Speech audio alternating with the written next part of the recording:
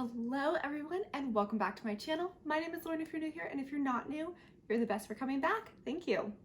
So I did not know what I wanted to do with this product at first. I wasn't sure if I wanted to try it on camera, if I wanted to test it out for a couple days, or if I just wanted to give up on it completely and not bother purchasing it because I didn't think that I would like it.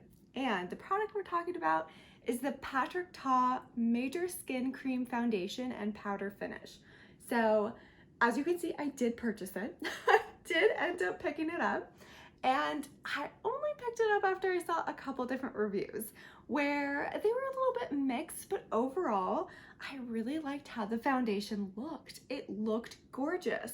So before we get into this and I tell you what my process ended up being, let me tell you a little bit about this product.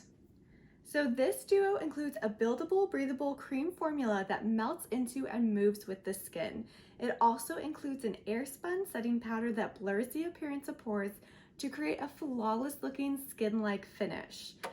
And this is retailing for $52, which is a lot. But when you think about it, you're getting two products in one, right? You're getting a foundation and you're getting a setting powder. So in theory, that sounds like a great deal, right? Well, let me tell you my reservations first. First off, I have very mixed feelings about Tarte as a whole. I have a couple products from him that I really enjoy and a couple that I absolutely loathe, like did not do anything. I had the shimmer body oil and the scent on that was so overwhelming and not in a good way. It wasn't like a good pleasant scent. Anyways, it grossed me out. I ended up just getting rid of that one. But I have tried a few blushes from Tarte that I really love. They're gorgeous, they're buildable, and they don't get patchy. They're perfect. So I went back and forth and finally decided to pick this one up. Now, I picked mine up in Fair 4, which is Cool Rose. And this is actually the perfect color match for me. And at first I was like, okay, well, let's try it on camera. But I was already prepared to dislike this. One, because it was Tarte, and two, because of the type of foundation it was. I really tend to not like compact foundations like this. I love a good foundation, but I tend to like it on the liquid side. I tend to find the ones in compacts are just dry, they don't melt into the skin, they just kind of sit on top. I have very, very dry skin, so anything that's going to add to that dryness is a no for me. So little bit nervous when I picked this up. I didn't know how it was gonna go. So let me tell you what I experienced. Now, instead of going ahead and trying it on camera, I decided to try it out a few days first to really understand the product and get a better understanding as to what I liked about it and what I didn't like about it. I'm going to be inserting a video here of me just applying the foundation today and the powder so you get an idea of what it looks like as I'm applying it. I ended up using the Tatcha Silk Canvas as my primer because I didn't want anything overly moisturizing. I was worried if I used my Bobbi Brown face base, my skin might be a little bit too wet and the product would have some issues adhering to it because again, this is a thicker formula. It's not a liquid, it's a cream. So I was using my Tatcha canvas and it ended up being the perfect primer for this product. Now, I just went in with the Beauty Blender and I just dug in. I kind of dotted it around my face and then I rubbed it in with the Beauty Blender. And I was shocked by how much I liked this. It really did melt into my skin. I didn't have any issues with dryness, patchiness, unevenness. I didn't get any sort of pilling or anything like that. I was shocked that I actually really, really enjoyed this foundation. It just, what? Like, I don't like these foundations. I do not like cream foundations, but I am telling you right now, day 4, I love this foundation. It's great. It's not perfect though. There are a couple cons to it. One, we already talked about the price tag. That's not great. But also, I already have a dip in here, so there's not a whole lot of product. You're probably gonna go through this pretty darn fast.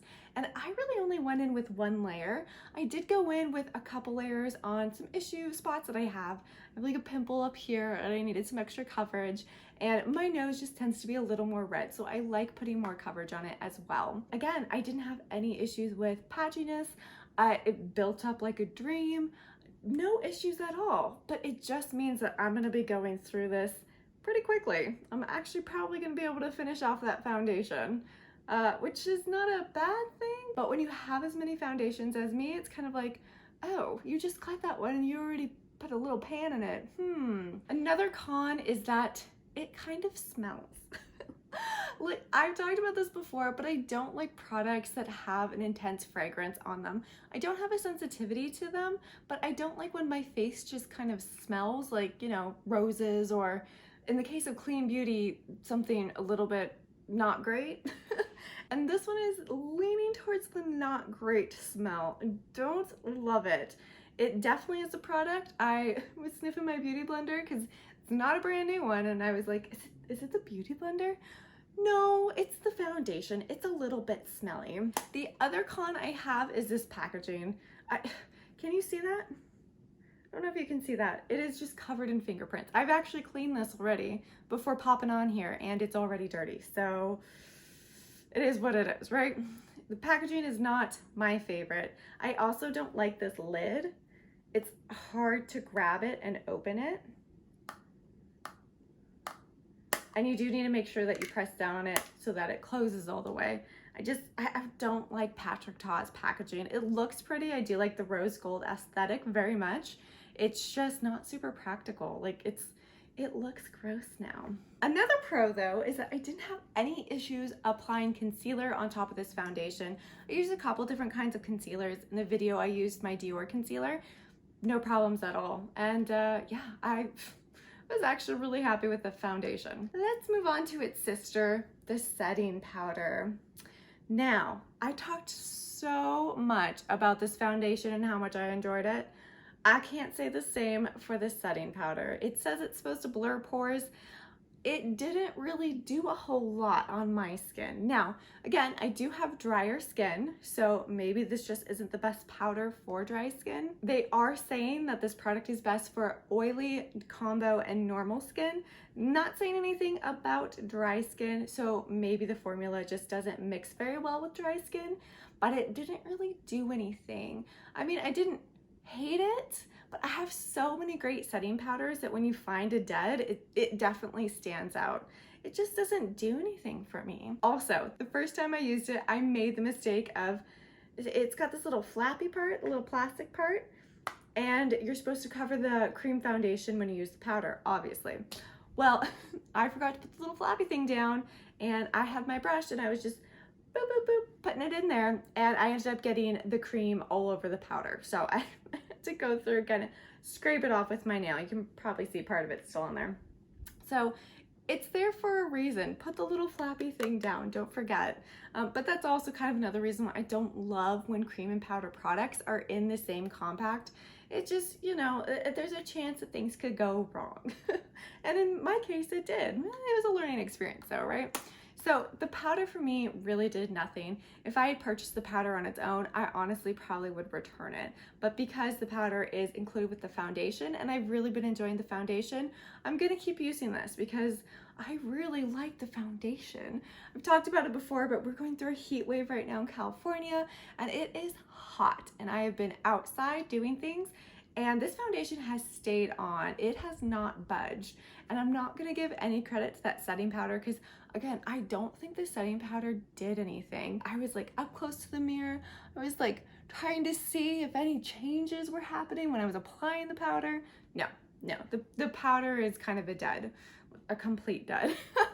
But this foundation is excellent. I really hope that Patrick Ta starts selling it separately from the powder, because I think once I run through this, because I will run through this, if this whole thing was foundation, I would repurchase it. But because it has the setting powder and the foundation, to be honest, I don't know if I would repurchase it, just because that's half of the compact that would just kind of go to waste. So I was pleasantly surprised after trying this out. Even on day one, I was shocked by how much I liked this product. And while the foundation blew me away and was a huge win, powder did not work. So this product, I'm gonna say, it's getting a 3 out of 5. And again, Patrick Ta, please put the foundation in its own compact.